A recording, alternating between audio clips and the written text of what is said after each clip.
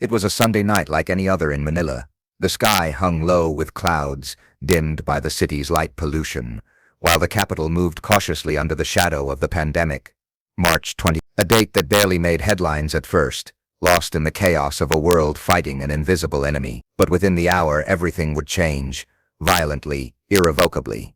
At exactly 7:57 p.m., a small white jet, tail number RPC 5880, aligned itself on runway 24 of the Ninoy Aquino International Airport. It was a West Wind 24, a twin-engine business jet operated by a private company called Lion Air Inc.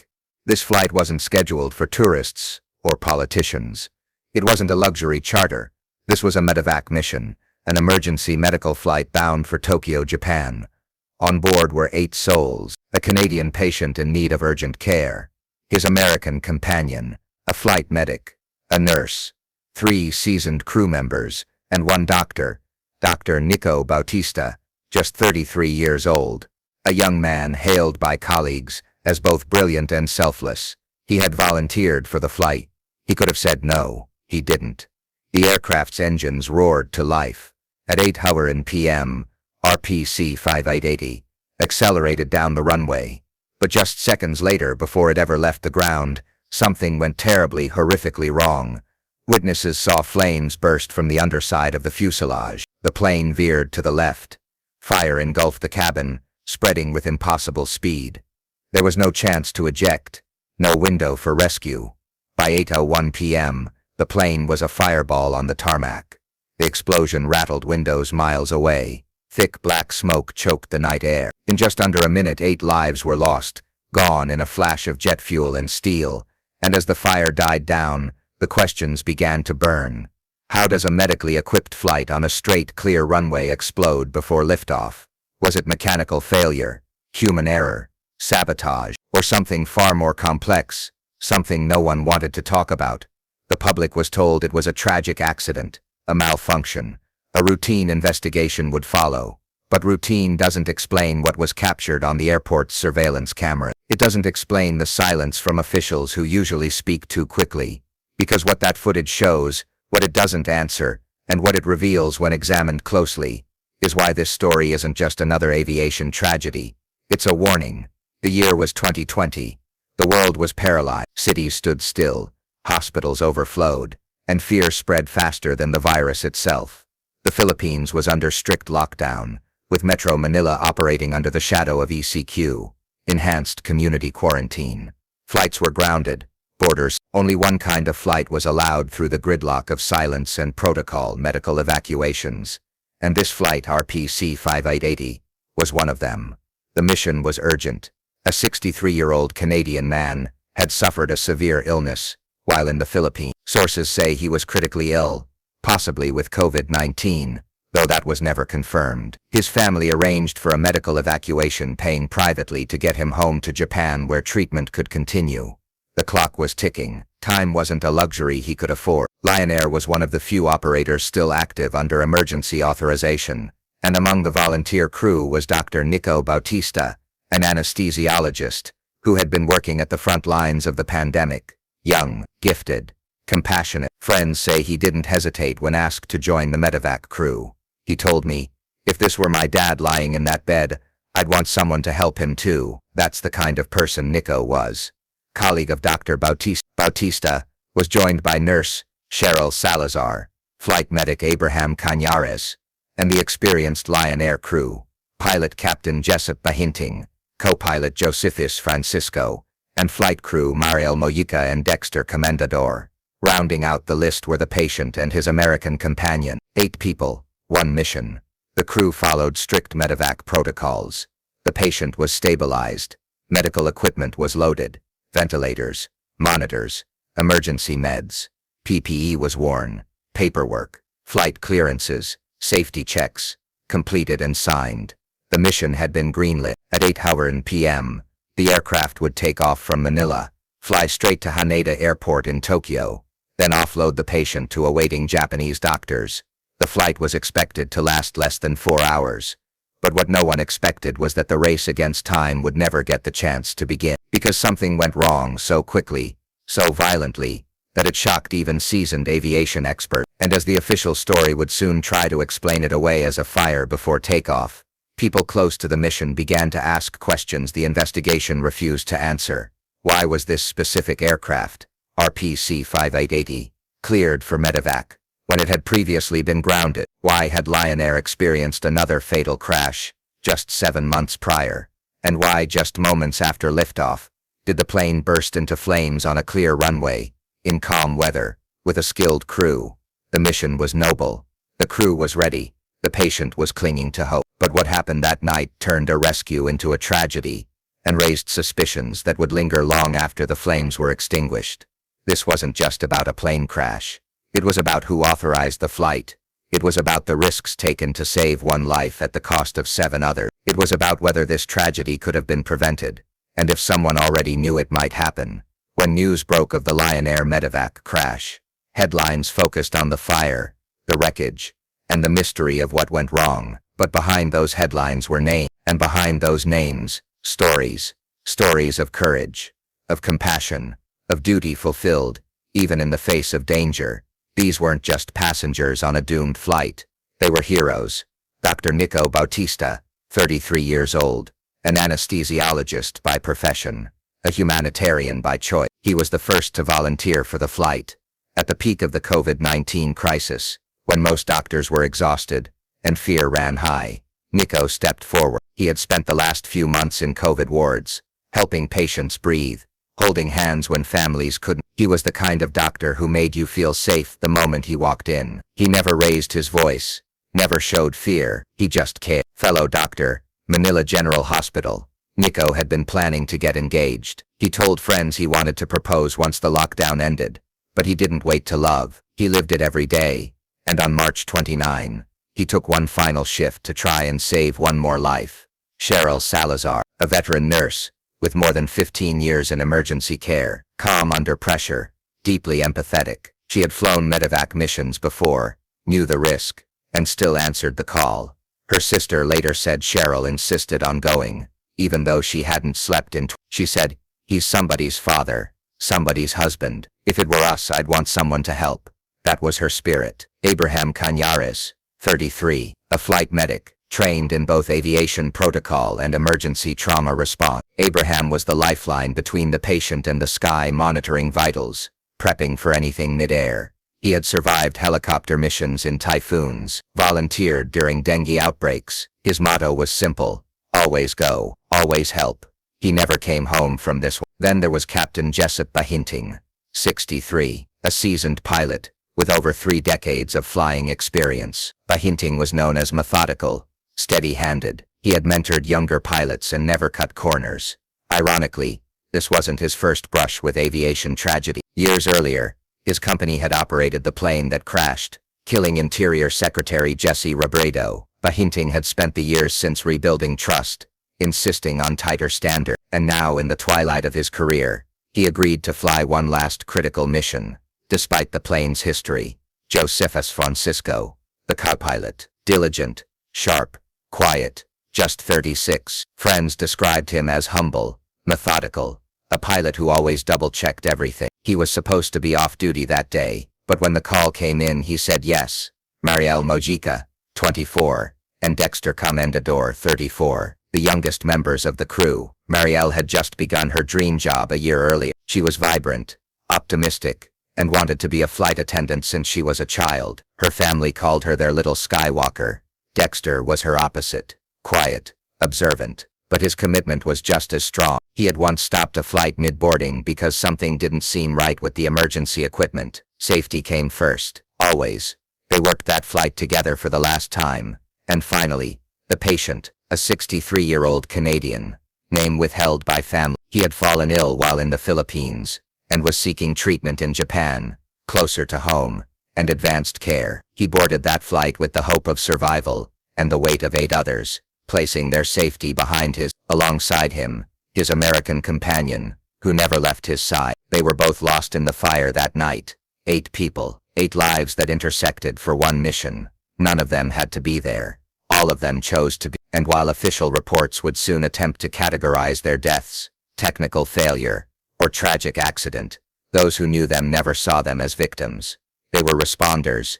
They were warriors. They were people who stood up when so many stayed down. But the question that now haunts every corner of this tragedy is, did they have to die at all? Because the deeper the investigation goes, the more chilling the truth becomes. March 29th, 2020. At 8:00 p.m. local time, Lion Air Flight RPC-5880 prepared for takeoff from runway 24 of Manila's Ninoy Aquino International Airport. The aircraft, a West Wind 2 business jet, sat still under floodlights. But inside, tension swirled like turbulence. It was a night like no other, not just because of the mission, but because of what was about to unfold in mere minutes. According to the Civil Aviation Authority of the Philippines, TAAP, all systems were reportedly cleared for departure. There were no initial reports of anomalies. Weather was fair, winds calm, visibility stable. But investigators later noted something that should have raised red flags long before the wheels touched the tarmac. This exact aircraft, tail number RPC-5880, had previously encountered issues, including an incident just months prior, where the same jet was grounded due to technical concerns. Despite this, it was cleared for medevac. Why? Some in the aviation community whispered what others feared to say out loud: this plane should never have flown. At precisely 8:09 p.m., the West Wind jet taxied onto runway 24. Engines roared. Lights flickered across the fuselage. The plane lifted gently from the ground, nose pointed toward the sky, and then just seconds into the air, it happened. Eyewitnesses described a fireball. Airport staff reported seeing flames shooting from the aircraft's undercarriage even before it left the runway. One control tower operator, whose testimony remains under internal review, claimed the fire began during the takeoff roll, but the aircraft continued to accelerate. The fire got worse the moment it lifted. We all saw it. Then it crashed. No one had a chance. Just 12 seconds after lifting off the ground, RPC-5880 plunged back down. The impact ruptured the fuselage. Fuel ignited. The plane exploded. Emergency crews were dispatched instantly. Fire trucks swarmed the burning wreckage. Sirens tore through the night as thick black smoke swallowed the scene. But by the time first responders arrived, it was too late. The cabin was engulfed. The 8 people inside, trapped by flames, toxic smoke, and the cruel speed of an uncontrollable descent, were gone. Not a single soul survived. In the aftermath, a full investigation was launched. What they found only deepened the mystery. Fragments of the aircraft were scattered over a narrow zone, consistent with an explosion rather than a crash landing. The fuselage was completely burned. The cockpit was crushed. But what disturbed investigators most was what wasn't there. No voice recorder, no flight data recorder. This aircraft, despite being used for critical missions, had no black box installed. Why? Under Philippine aviation law, smaller aircraft aren't required to carry them. This means the final moments of flight RPC-5880, what was said, what was felt, what failed, will never be known in full. But one theory emerged early and never quite left. The fire is believed to have started in the left landing gear or under the fuselage. But fuel didn't leak from the tanks. It leaked from the lines. Investigators discovered that the hydraulic system feeding into the gear well had been improperly maintained. The insulation was charred. Could it have caused a fire on contact with hot brake assemblies? Very likely. More chillingly, some anonymous aviation sources said this was a known issue in older West Wind models, and that the operator had been warned. But the plane flew anyway. The final question: why was the plane cleared? So the question haunts the families and colleagues to this day. Why was this plane approved for flight? Lion Air had suffered another fatal crash just 7 months earlier in Calamba, killing 9. 2 fatal crashes in under a year. Same operator, different crew, same silence. The official cause, as later released, post-takeoff fire due to unknown technical failure. But the families, the colleagues, the medical community, they don't believe it was just mechanical. They believe it was negligent. They believe the system failed. And they believe their loved ones were sent on a mission with no real chance of coming back. The crash of RPC-5880 wasn't just a tragedy. It was a failure at every level: technical, procedural, and moral. And those failures took 8 lives, erased in seconds, and left behind questions that have yet to be answered. After the fire was extinguished, after the sirens stopped wailing, after After the last body was removed from the scorched wreckage of Lion Air Flight RPC 5880, a strange and deafening silence settled in. It wasn't just the absence of noise, it was the absence of answers, of accountability, of truth. And for the families, friends, colleagues, and a nation gripped by crisis, that silence cut deeper than the flames ever could. In the hours following the tragedy, the incident made national headlines. Briefly, news outlets ran looping footage of the explosion. Names of the victims were released. Tributes flooded social media. But then it all stopped. Within 72 hours, the Lion Air crash had all but disappeared from the public discourse. No press briefings from the airline, no televised statements from the Civil Aviation Authority beyond a boilerplate report. No one stood before a podium to explain what happened. No one was made to answer for why that plane flew. No apology, no transparency, just silence. For the families of the 8 victims, that silence became unbearable. Many received initial condolence calls, but when they began asking questions, those calls stopped. One father of a crew member recalled calling Lion Air's office daily, then weekly, only to be told, "The investigation is ongoing. We'll inform you when we can." And when the CAP finally issued its preliminary findings, it was a clinical, cold summary. Fire post-takeoff. Probable technical malfunction. No survivors. But that wasn't enough. It never could be. Journalists and aviation watchdogs tried to dig deeper, but they ran into stone walls at every turn. Lion Air, a private charter operator, was under no obligation to publish detailed maintenance logs publicly, and because the aircraft had no black box, there was no flight data to review. Requests for internal safety audits were denied. Even the final crash report released more than a year later felt sanitized. Words like likely cause and unverified sequence filled its pages, but nowhere did it mention who made the call to approve that flight despite known risks. No blame, no accountability, no faces behind the failure.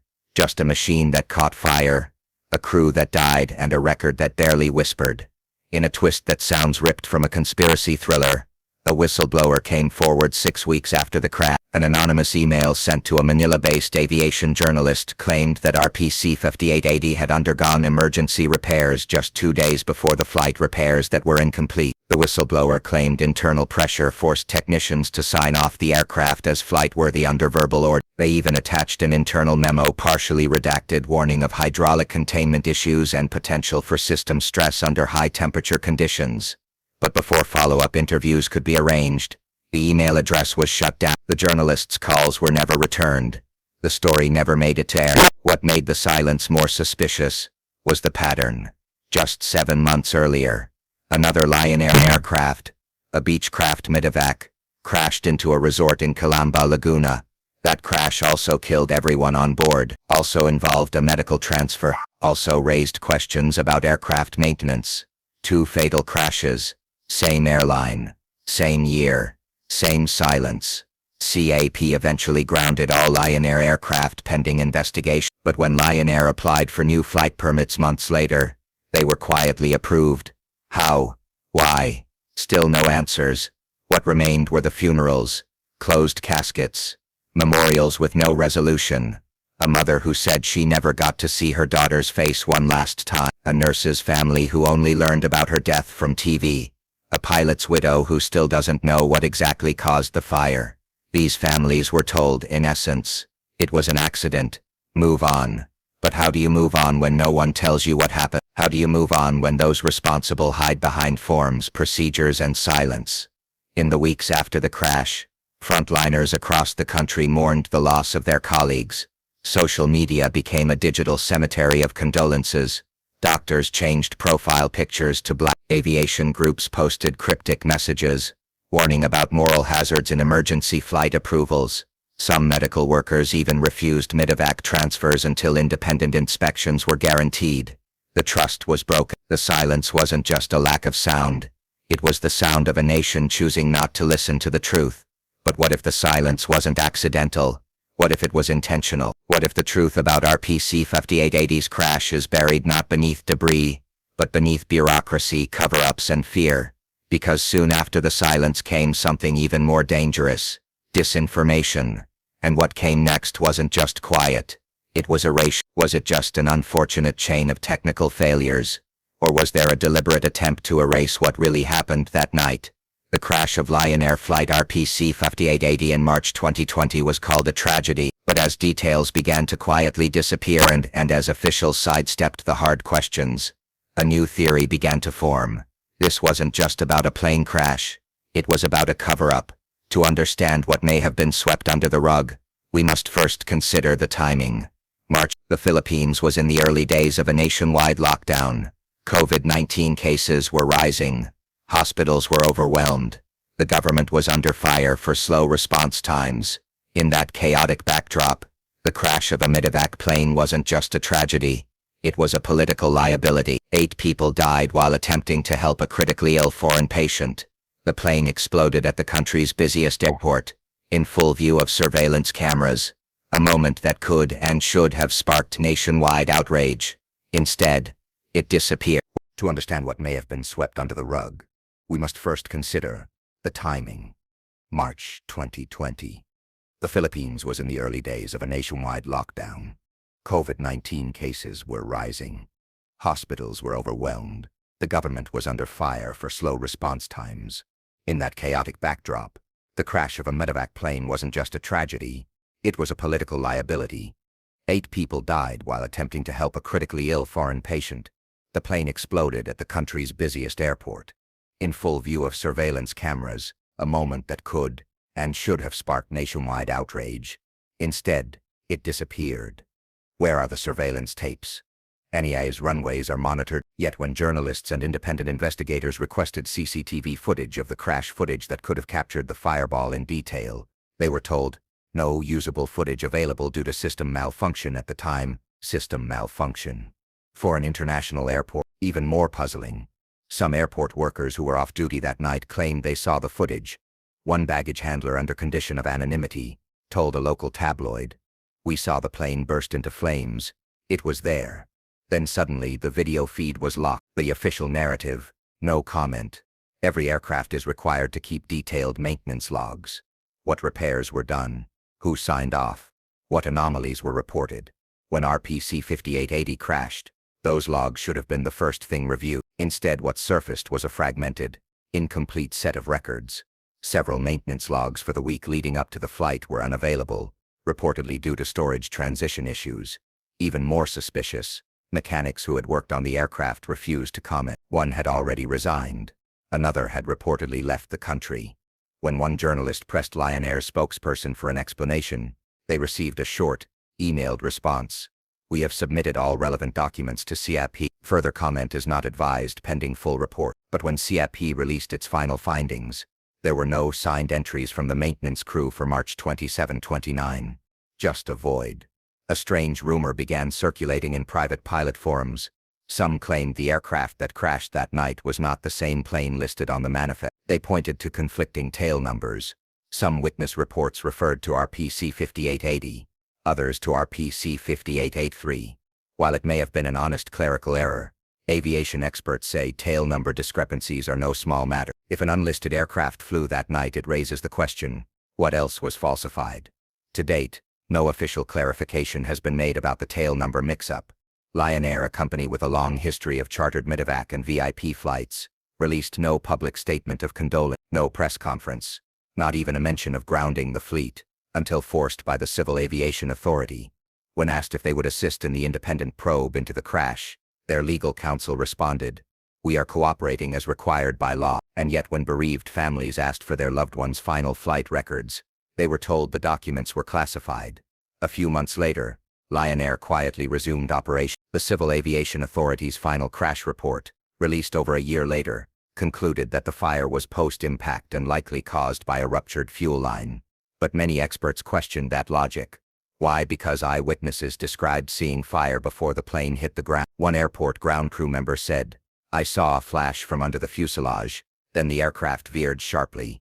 It looked like the engine was on fire mid-air." This wasn't just an eyewitness. He had worked on runways for over 15 years. His testimony never made it into the report. This wasn't Lion Air's first accident, and it wouldn't be its last. The 2019 crash in Calamba that killed 9, including a 1-year-old girl, was also followed by weeks of silence and delayed reports.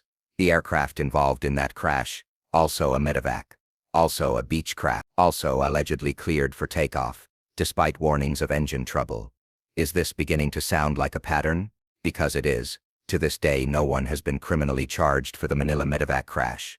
Not the maintenance supervisor, not the flight operations manager, not the airline CEO. The Department of Transportation stated that lessons had been learned. But what lesson can be learned when no one is held accountable? What message does it send when 8 lives are lost, 2 of them doctors, and no one answers for the decisions that put them in the sky?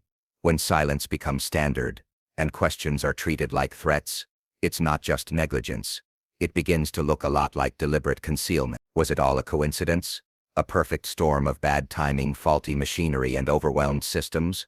Or was there a conscious decision to bury the truth, to protect reputations, to avoid lawsuits, to keep the system running no matter the cost? Because in aviation, as in politics, sometimes silence speaks loudest. And in the case of Lion Air Flight RPC 5880, that silence still echoes, amid the fire, wreckage, and smoke, amid the blur of headlines and government reports. One name was barely mentioned, one life, barely acknowledged. But this chapter is about him, the boy who wasn't even supposed to be on that flight, the boy whose name was lost in the technical jargon and media silence, the boy who by all rights should still be alive. His name was Yves Cizanne, 10 years old, smart, kind, curious. He had dreams of becoming a doctor just like his father. He loved dogs. He hated thunderstorms. He once asked his mom if planes could touch the moon. He wasn't a passenger. He wasn't a patient. He was the son of one of the 2 medical personnel on board, Dr. Louis Cizanne. And on that fateful night, Yves was simply with his father on what was supposed to be a routine medevac flight. Not even a mission of war or politics. A mission of mercy. This question has haunted the family ever since. Why was Yves on board a medevac flight? There are conflicting reports. Some say Dr. Cizanne had no one to leave Yves with during the COVID-19 lockdown. Others claim the boy begged to go, excited to fly again after weeks in quarantine. Still others say the airline made a last-minute allowance, waiving protocols due to extra seating capacity. Whatever the case, his name was not on the original manifest. It was handwritten, later added in pen, a choice that would cost him everything. Frontline doctor. He had already treated dozens of COVID patients in Manila and volunteered for high-risk missions. But that night, March 29, 2020, wasn't just a doctor. He was a father trying to balance duty and family in an impossible moment. Text records show that Louis messaged his wife before boarding. "I'll be back in a few hours. Yves is with me. We'll be fine." That was the last time anyone heard from them. When the flight exploded into flames, killing all 8 on board, the media initially focused on the patient, a Canadian national. Little was said about the crew. Even less was said about the boy. His name wasn't in early reports. In fact, many journalists didn't even realize a child had been among the victims. It was only after relatives posted tributes on social media that the truth began to surface. "He didn't even want to go," a family member wrote. But he didn't want to be apart from his dad. The story barely made national news. The Department of Health issued condolences to the medical personnel. No one mentioned the child. No one said his name. Yves Cizanne was more than a number. He was supposed to turn 11 that summer. He was supposed to be entering grade. Instead, he became an afterthought, a footnote in aviation reports. His name listed at best as child passenger. No inquiry was made into why he was allowed on board. No public official was asked whether safety protocols had been violated. No airline executive faced consequences for allowing a non-essential minor onto a medical emergency flight carrying volatile cargo. It was like the world had decided to erase him. What does the loss of one child really mean in a world reeling from pandemic deaths? Perhaps Yves was just one more. But to those who knew him, his death represented a hole that will never be filled. His mother never gave another interview.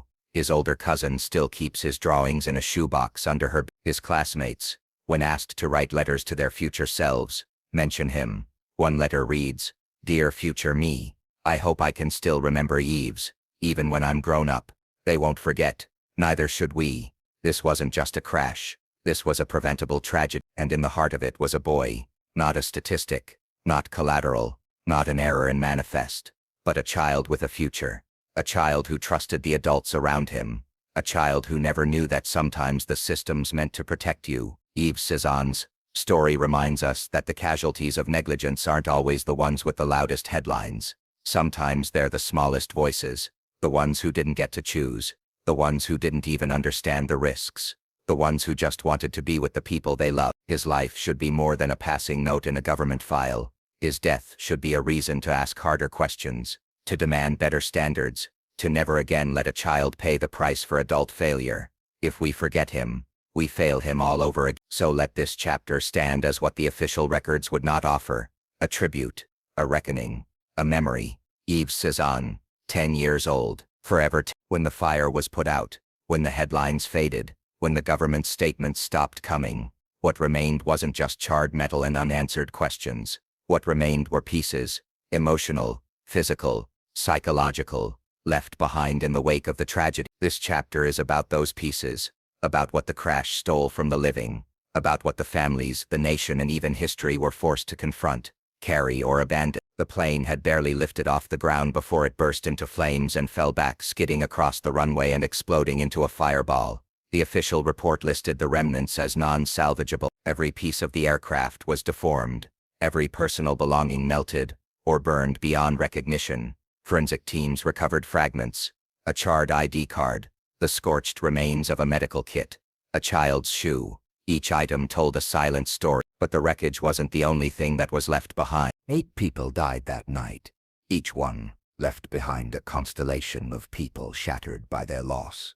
For Dr. Cezanne's wife, what remained was the haunting silence of a home that used to echo with laughter. For the parents of flight medic Cheryl Ann Salang, it was her half-written birthday card still taped to the fridge. Captain Jesus Jess Hernandez, a seasoned pilot with over 2 decades of service, had told his wife it would be an easy night. She still listens to his last voicemail every morning. In the hours following the crash, phones rang endlessly. Family members, unaware of the tragedy, tried to reach their loved ones. "Text me when you land. Did you eat? Are you guys okay?" They didn't know the crash had already occurred, that the runway was already drenched in foam and despair. Some families found out from Facebook posts, others from second-hand reports. Some weren't even officially notified until days later. They were left behind, not just by the crash, but by the system meant to protect them.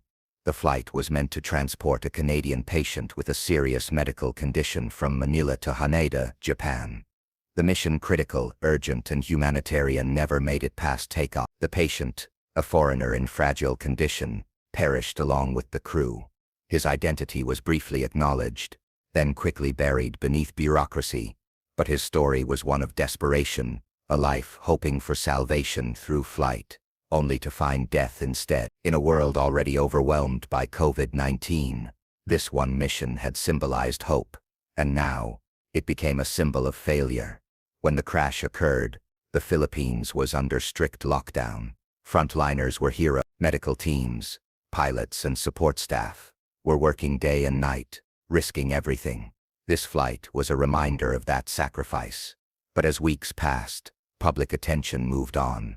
No monument was built, no national day of mourning was declared, no reforms were fast-tracked in aviation policy. What was left behind was a silence so loud it felt like erasure. Some of the crew were young professionals with families, others were single, leaving behind elderly parents or siblings who depended on them. At least 2 children lost a parent that day. One was only 5, another barely old enough to understand the words plane crash.